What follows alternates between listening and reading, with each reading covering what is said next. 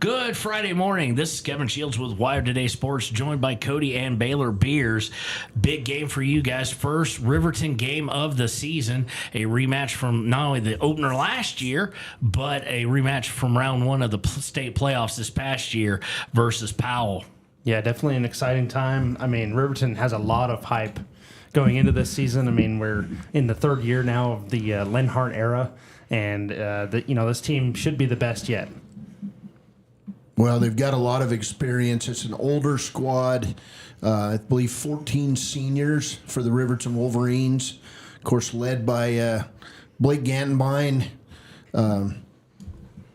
Great quarterback, good leadership qualities, very talented athletically. And then Hunter Saltzgaver, the all-everything running back / soccer player, kicker. He does a little bit of everything for this team. Got some really good linemen back, good defensive players. But again, Powell comes in young, extremely talented. It'll be interesting to see what happens when Riverton is the favorite, Kevin. And this Wolverine team will be a favorite for much of the year.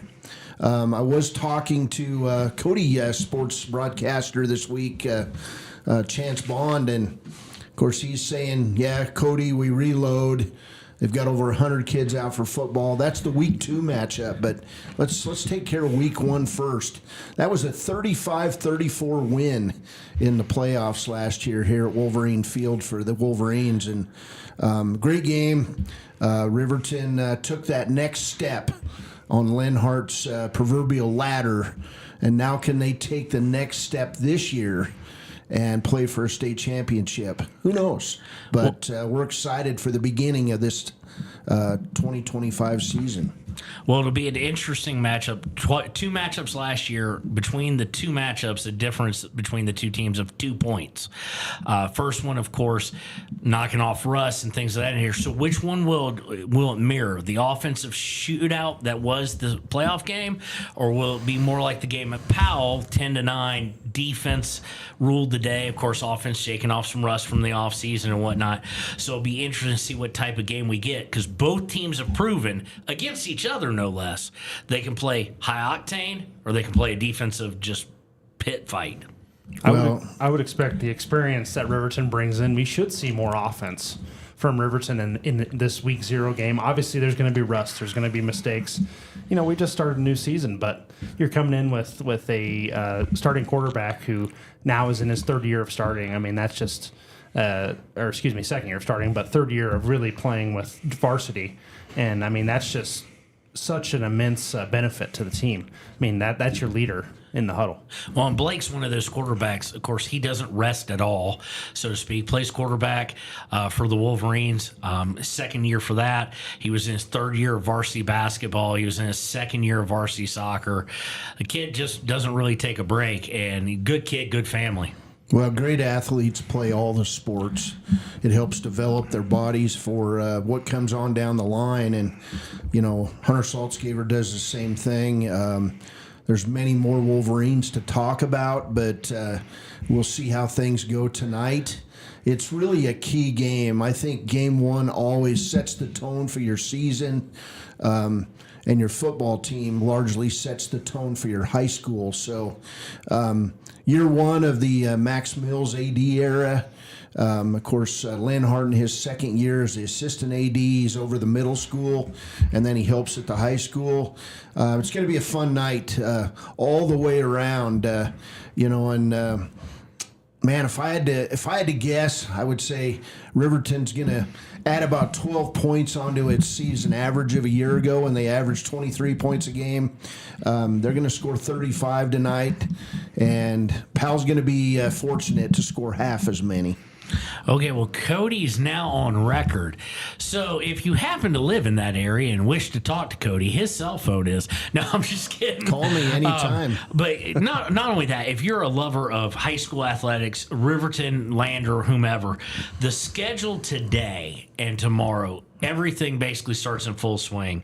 You've got several other football games going on besides Riverton and Powell. You got Du Bois at Riverside. They're kicking off at 6. You've got Wyoming Indian at Niobrara. Did I say that right? Niobrara at 5. Shoshone is at Wright at 1. And then away from the gridiron, you've got the Lander swim relays going on today and tomorrow. You've got the Lander volleyball invite that's got, of course, the Lander Valley Tigers, but also Shoshone's going to be there.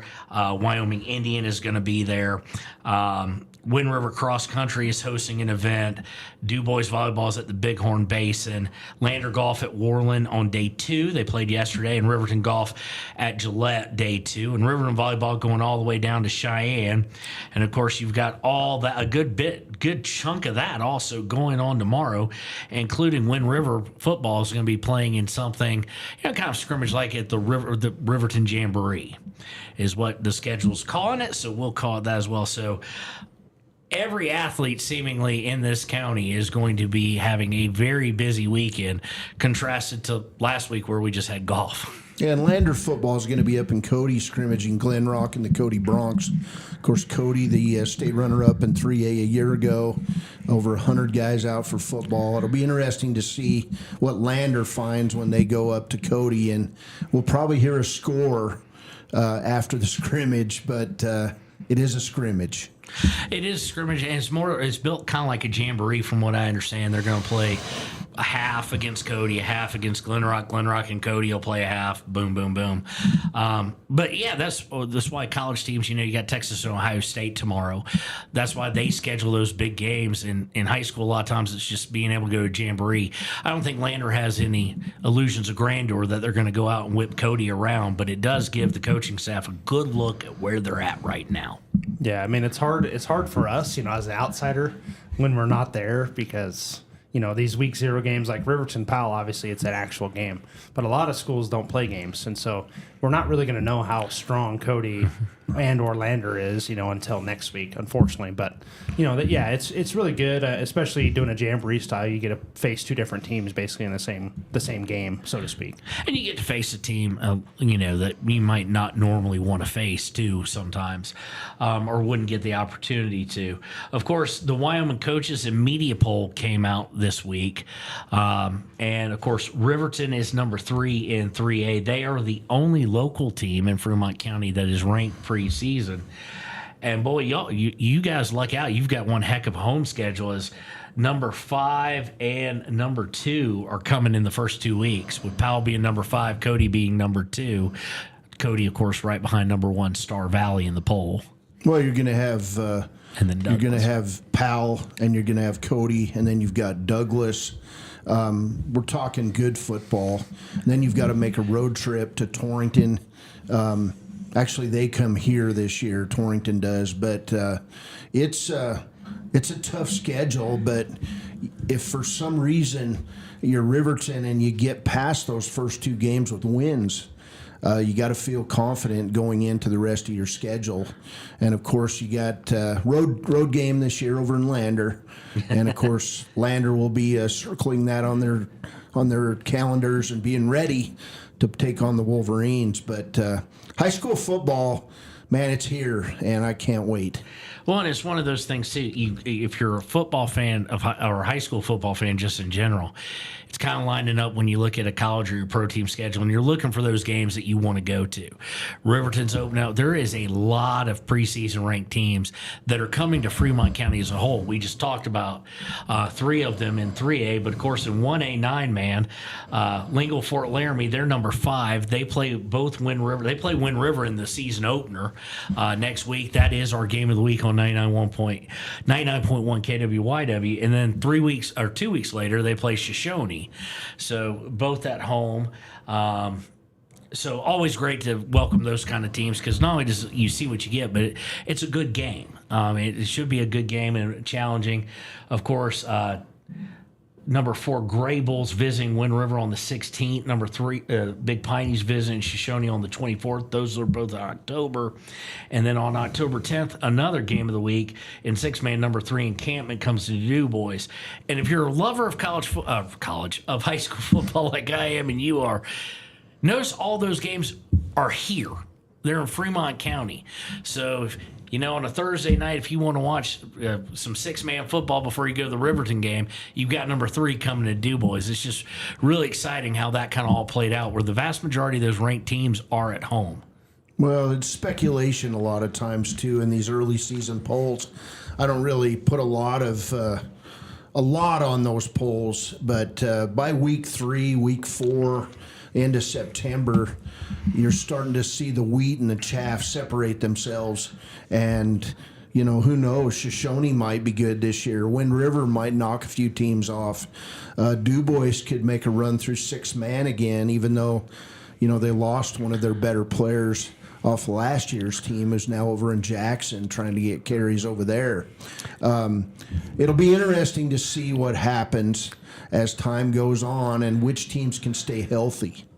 Well, Wind River lost one of its better players as well. Shoshone is the team, as far as our smaller teams, that should be prepped to make the next step because they got better as the season went on. By the way, every single one of those games I mentioned, the Riverton games, the Wind River games, et cetera, all of them, every last one of them on WYO Today radio stations. We do it. Yeah, that's pretty cool and very unique, to have these smaller schools covered. I was just going to say, I think this Riverton, Riverton's number 3, Powell's number 5. I think that was flip-flopped last year when we went to Powell. I think they were number 3, Riverton was number 5. So rankings definitely are not indicative of, they're not gospel, but, it's very exciting as a player. I remember being ranked in the top 5, and it was definitely exciting to see. And as a fan, which games are going to be good. And speaking of Riverton specifically, you brought up our home schedule. Basically, all of October we're in Fremont County. We have 3 home games and the road game to Lander. And so if you're a lover of Riverton, it's going to be a fun October. Oh, yeah. It's absolutely jam-packed. We're all looking forward to it. We're looking forward to bringing it to you folks each and every week. And, when you look at, like you were saying, the 5-3 matchup last year that I had the pleasure to call with you, it was – and then, of course, the playoff game. That's kind of what you expect out of a 5-3 or a 3-5. 10-9, 35-34, tight game. Just because the lower seed won it, a lot of people like to poke fun and go, oh, well, they got it wrong. Not really. You expect it to kind of be that way. And sometimes, I think pollsters like to move people around when really they shouldn't. If you're number 17 in a college poll and you play number 2 and you lose by 7, that tells me you probably have it right. Mm-hmm. Now, if you lose by 40, I get it. But, but number 17 will then drop out of the top 25, even though they held on. Well, now let's transition, guys, and get a little bit deeper into fantasy. Of course, we had some great points by Baylor last week. And drafts are... if not done, they're happening tonight for most people or over the weekend. And one of the things I kind of wanted to get your take on, Baylor, is when I first started playing fantasy ball, the running back was the key position. First 2 rounds, pretty much everybody's just taking any running back they could. That has changed. Is that indicative of running backs not being as important, or is that just the lack of elite ones because of the number of ball carriers?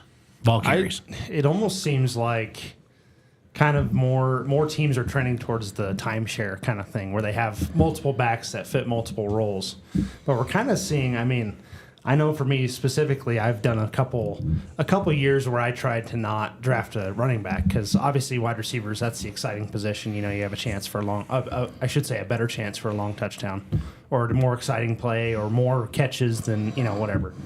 But so I definitely tried a few times to not draft a running back, but man, it's after you get through the first couple rounds, it's slim pickings for running backs. And so I still think, a key to fantasy success is having at least one running back that's going to be, one of your prime players every week. Absolutely, because it's really rare that I've seen, at least in my keeper league and some other leagues I've been in, if you've got a great running back, you may not win it all, but you're going to be there towards the end generally. because pretty much everybody's got a good quarterback. Now, there are the elites of the world. There are and we'll say them in particular order just to rile your dad up. There are the elite quarterbacks as far as Patrick Mahomes and Josh Allen and the likes of that. But even they've become a little bit more rare. The guys who are going to give you, depending on your scoring situation, 400-plus points a season. There's a pretty big drop-off now. Of course, I'm hoping it's not as bad because I also have Drake May. I think he'll be good this year. No, there's definitely. I mean, both quarterbacks and wide receivers. Once you get outside the top, 5 at the position, really the next 10 are about the same level. Honestly, you're going to have good weeks from them and bad weeks from them, and so that's why, by drafting a quarterback, one of the Josh Allens of the world, Jaden Daniels of the world, or a really good tight end. This year we got Brock Bowers, and Trey McBride. Up there in the first or second round, you're missing out on a lot of talent, for both wide receivers and running backs. So it's definitely a risk to go with one of those guys. But, yeah, no, back to your point. I mean, I've come around. I really think running backs are the cornerstone. And if you can get a good workhorse running back, I mean, you're going to be set up in a really good place. If you guys are talking fantasy football, I mean, earlier this week we probably got the biggest fantasy news of the season, Kevin. I mean, Taylor Swift, Travis Kelce, they're engaged. The end of the Kansas City dynasty is coming up. The end is near. So we're talking Manly fantasy football. And there's your dad, the big Taylor Swift fan. Saw him just driving down the road, just bebopping along to it. She's going to take him down.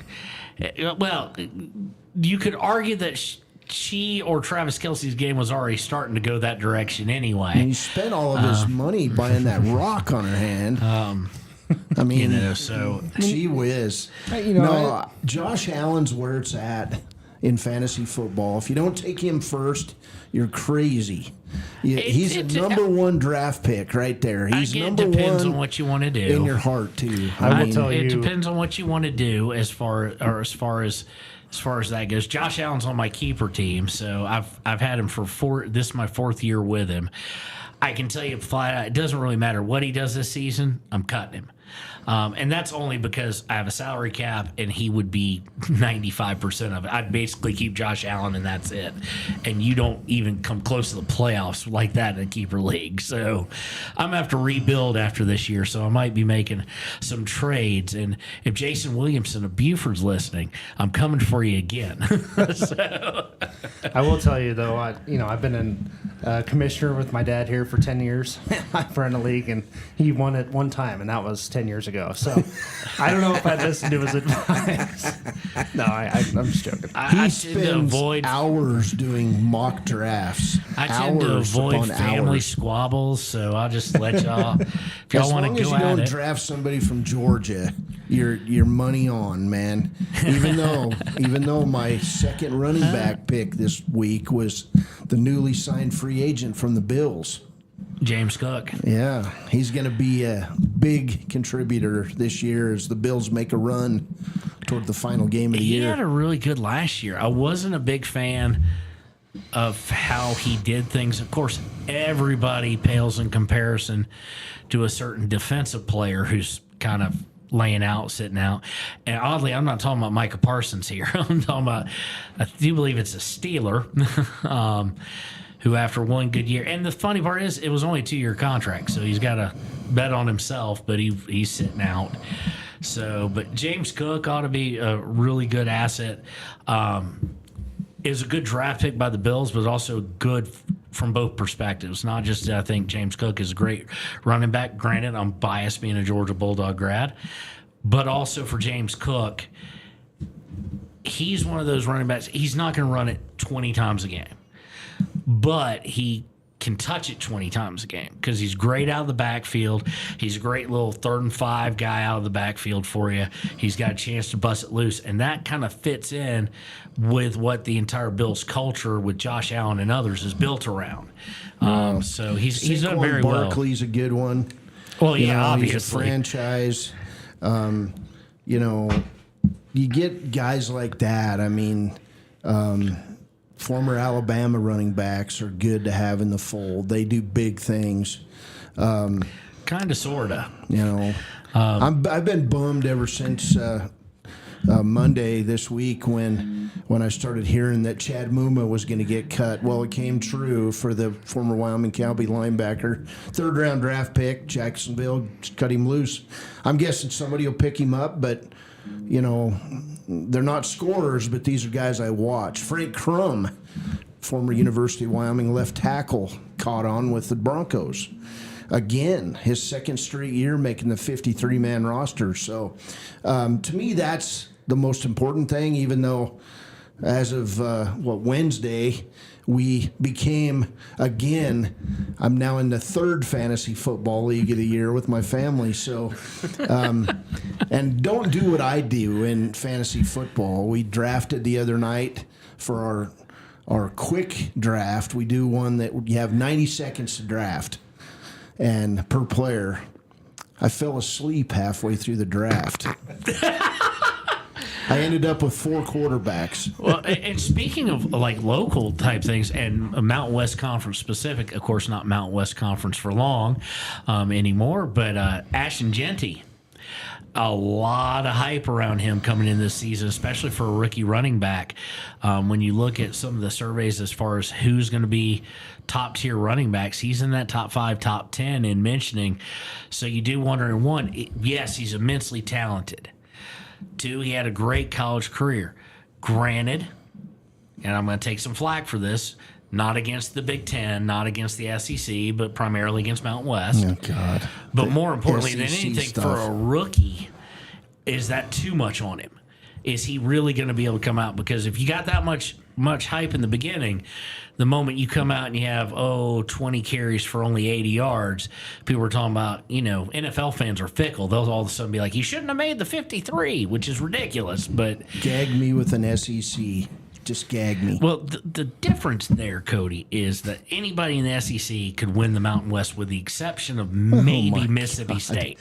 Vanderbilt's in the SEC. Vanderbilt went 6-6 in the SEC. They beat Bama last year. Yeah, so Yeah, well. they've got that really hyped Oh, my up gosh. quarterback. If you watch the Netflix show Any Given Saturday, that Vanderbilt coach, he's the best coach in college, in my opinion. Texas is gonna win it all. everything went right for them in that Absolutely. game. And the funny part is that's the game everybody remembers, but that was not the worst loss for Alabama last year. What kept them out of the playoffs? It helped. Don't get me wrong, losing Vanderbilt, but they kept answering Vanderbilt. Vanderbilt on 4th and 1 threw a touchdown bomb 70 yards. I mean, Vanderbilt had to have everything go right. What kept Alabama fans unhappy, and they refused to admit it, was that loss to Oklahoma. Mm-hmm. Oklahoma was a 500 team at best, and Oklahoma beat the bonkers out of them, beat the bejesus out of them, as we would say in the South. I mean, you can't, in today's day and age, whether you're a Boise State trying to make the playoff or anybody else trying to make the playoff, it's almost not so much did you beat the big team, but did you not get embarrassed, especially by a team you shouldn't have. Kevin, have some more barbecue. Come on, let's move on. So next up, we want to thank Porter's, and my little sheet has disappeared again. So Porter's, your home. If you're looking for a hot tub, a smoker, they've got all sorts of great seasonings in there. Stop by and see Leo and the team. Porter's just off Federal Boulevard. And we'll jump now, since Cody wanted to move on. We're going to stick with college and go right to our picks as I give him the evil eye. So the first game we got, and I hate putting them on here, as you can imagine, but I put them on here because, of course, Wyoming's going to be visiting the Buffs here shortly. Georgia Tech versus Colorado. Who you guys got? I think it's Colorado all the way. I mean, he laid down the law. You can't wear flip-flops on campus. You can't wear slides. You didn't say Right. flip-flops. And you can't have hoodies with your earbuds in and things of that nature. I'm a fan. That guy turned around Colorado's fortunes. They're going to struggle a bit early, but I think they knock off Georgia Tech. I think the opposite. I think Georgia Tech goes into Colorado and takes them down. It's a big game for Brent Key, for Coach Key at Georgia Tech. Of course, last game of the season for a regular season for them. Heartbreaking, great Nate, so to speak, as Georgia beat them in 8 overtimes. But can they build on that? And for Colorado, can he do without Shador, without Shiloh, without, I just forgot the guy's name, the DB, the great DB. Travis Hunter. Thank you, Travis Hunter. Jacksonville Jaguar. And also the way that Deion Sanders, I'm a fan of what he's instilling, kind of like Cody is, but you also got the question of, does this guy really know how to build a football team in college? Simply because you talk to any college coach, they talk about the offensive line takes a couple of years to get chemistry and stuff down, and he's just had like transfer portal after transfer portal, builds his team that way. So every year the line has virtually no chemistry. So will they be able to block what turned out last year, even in the beginning when they were struggling a bit, for Coach Key and the Yellow Jackets, turned into it was a very good defense. So He didn't. Yeah, but he knows how to build a team. I mean, come on, Kevin. He's got Warren Sapp. He's got Daniel Tomlinson coaching with him now. He's got all these great guys from These the guys are NFL. for real, man. Not a single one of them had ever recruited a day in their life. And How many football players have you recruited? I'm not a football coach though. But what do Nick Talk it. Saban, Kirby Smart, Coach Day at Ohio State all say is most important? Jimmys and Joes over X's and O's. There's a reason they're always at the top. I'm just questioning with Deion Sanders, can you sustain winning and win conference championships, as he is basically guaranteed he will do at Colorado, when you have 60 new guys every single year and your offensive line is all first-year guys, all from different systems? Hey. He makes a point. He doesn't want high school freshmen. I mean, high school seniors. And your line, you look at the national champion lines, they've all been the guys who've been together. Ohio State have been together 3 years, the core of that. He is drafting or going out and recruiting young guys, though. Yeah, And just mostly he's- from the transfer portal. He's looking for the next Travis Hunter. He's looking for the next Shador Sanders. And these are guys that are gonna prove that he knows what he's doing at that next level. Sanders he'll probably be all pro by the end of his second year in Cleveland. Just Baylor, saying. go ahead. It's your dad. Go ahead. Go ahead. Well, He's going to be all pro by the end of his second year. He's third string. He'll be first string here about week 4. You watch. Dylan Gabriel's a better quarterback. I'll just say. I think it's more an indictment on Cleveland's line. I think that there's going to be some movement up top there for to get Shador in there. But Well, and that's the problem to me for Shador Sanders is the one thing he doesn't have, and granted, Colorado wasn't instilled in him, is moving around. As far as getting rid of the ball, taking the loss, Dylan Gabriel showed a lot more maturity when he got in the game. He's like 5'5". And I hate saying it, but I'm going to go ahead and take Georgia Tech as well. So I'm with Baylor. So we'll mark that down and we'll see how that goes. Next up, what may be, and it's a shame, I think it's at 10 a.m. our time. Yeah, I think it is. The biggest game of the day, potentially. The preseason pick from the SEC by a lot, Texas, versus the defending national champion, Ohio State Buckeyes. Arch Manning throws 3 interceptions. Ohio State with the upset. It's not an upset. They're favored at home. It's at the Horseshoe. It'll still be an upset. If Texas loses, it's still an upset. I actually think Arch Manning come out party and Texas takes it. I'm going to go with Cody, but for completely different. I don't see it as an upset. I see it as the favored defending national champions. Specifically, I'm giving the edge to the Buckeyes just because they're at home. They're at the Horseshoe, and Texas isn't used to playing a lot of noon games. Big Ten teams are very used to playing a lot of noon games. But I think at the Horseshoe, I'm betting on the defending national champions. Next up, which I think we'll probably all agree on this one, it's 2 big names, 2 programs that are kind of in completely different spots. It's the Alabama Crimson Tide versus Florida State Seminoles. Alabama by 3 touchdowns. Gotta go Bama. Alabama, I may even go more now. Alabama by whatever God allows them to score. And for the Alabama fans out there, I don't mean God as in Nick Saban. Next up, a game with two teams Spoken that are like a Georgia fan. Yeah, two teams that their coaches are a bit, pants are on fire a bit. Of course, our corporate office located just down the road from one of them, and that's LSU at Clemson. Baylor, who you got? I really like Clemson in this game. I don't know why, but I do. Can't stand LSU's coach. LSU wins by a touchdown. The logic there. That Can't was stand his coach, but he's going to win.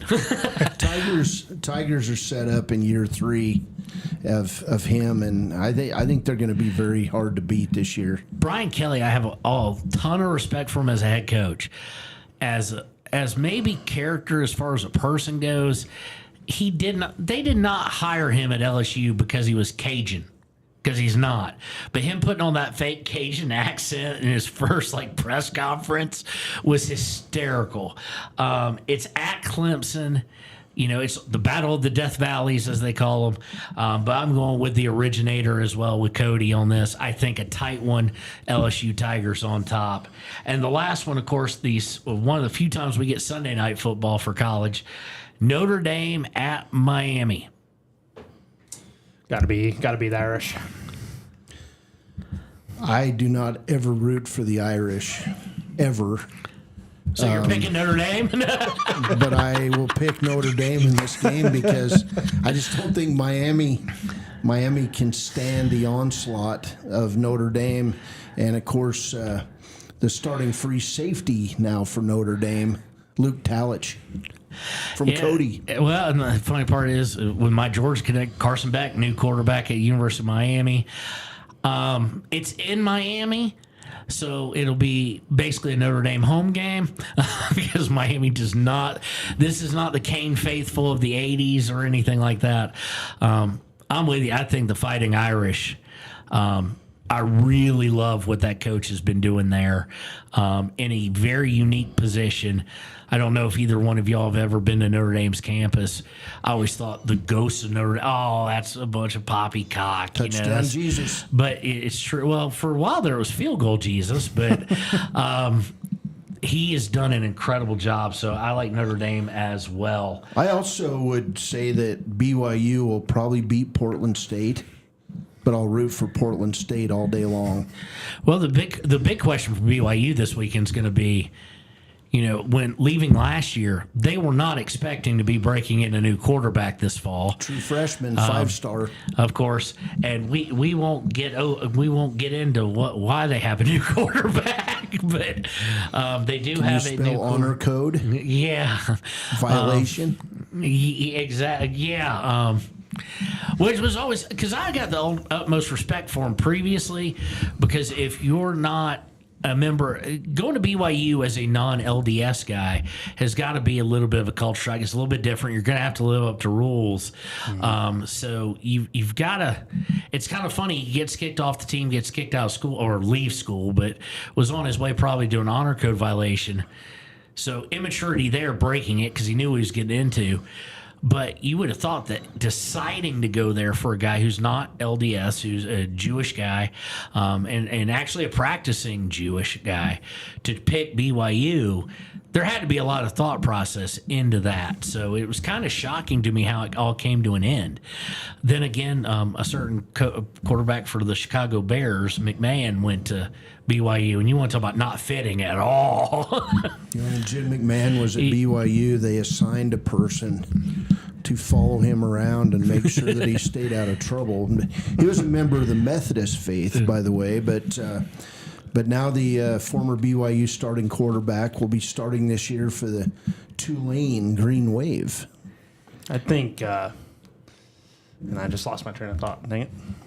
Well, we're going to wrap up here. Of course, next week we'll be diving into 4 different previews of 4 different games. We'll be having all sorts of fun. Of course, Go ahead, show it to me. Got the Oh yeah, thank fall you. sports preview. I'm forgetting to mention that as I was just looking at the clock. Of course, check out this Saturday, so tomorrow in the Ranger and Lander Journal, it'll be in the Wind River News this coming Thursday, so a week from yesterday, will be the fall sports preview. A lot of time and energy went into that, and we want to thank all the coaches, administrators, everybody who helped pull this off. Wyoming's a very hard state to pull off fall sports preview. I know it doesn't sound like much, but most of them, with the exception of really Riverton and Lander Golf, weren't able to even start practice till the 18th. So to get that turned around as quickly as we did, and if you're thinking, oh, this is football centric, and folks, let me tell you, we've got every cross country runner, we've got every swimmer or girl swimmer, not boys, they're in the spring. So we've got every volleyball player, we've got cheerleaders in it, we've got the marching bands, we've got everybody. So we tried to focus and give a shout out to everybody. We got team pictures for. We've got every single school in every single sport, I do believe. We're talking about like 80 teams, not just high school teams too. We got like Fremont County High School Rodeo team in there. We've expanded it. We've gone after it hardcore, and of course we also want to thank our advertisers like YDOT and others who make that all possible for us to be able to do that. It's many pages, 2 sections of tabs. I think it wound up at about 48 pages, so it's extensive. It doesn't go overly in depth because we thought it better to highlight every single team and every single kid over just running a article about a quarterback or a running back or something like that. So we hope you enjoy that. And if you're not a subscriber, go out and get it. It will be on the streets probably in about 12 hours or so, about 6 p.m. tonight, Friday night. So you should be able to pick it up on your way to Riverton and Powell game if you wanted to, because I know Ray starts hitting the pit stops and stuff as he starts doing his route. So thank you for catching that, guys. You got anything else? Wolverine Field tonight. Go Big Red. Yeah, I just remember my thought, obviously to tie this all back in, that BYU guy who was an LDS going to BYU is probably because of good recruiting, which doesn't happen at Colorado. Yeah, very, very. Like how he's coming right after your argument, no less. That's fine. So I want to thank Baylor and Cody for joining us. They join us every week. Next week, again, the big announcement, which we kind of went through really quick. A legend returns to the broadcasting booth with Wire Today as Ernie Over will join Andrew Garcia in the booth. A legend's going to mentor a young kid. Andrew's 17, joining the crew. His mom found him the job. He's going to CWC next year for broadcasting, and he hopes to be with us for football and basketball next year. But I think that's going to be a great dynamic, and what a great person to learn from for him. Glad Ernie's back. He deserves to be on the radio calling sports on Friday nights, and he's about as big a Wyoming fan as there is. He told me the other day that this year, working Wyoming home games, he does stats for Wyoming home games. It's going to be his 30th and final year doing stats. So he'll do a great job, and he'll be wearing the green and black with pride, and we'll see how far that goes in the annual rivalry game. All right. Well, thanks, Cody. Thanks, Baylor. And thanks to Porters, who sponsors Wire Today Sports. We'll see you next Friday at 8:08 a.m. on 101.7 KDNO.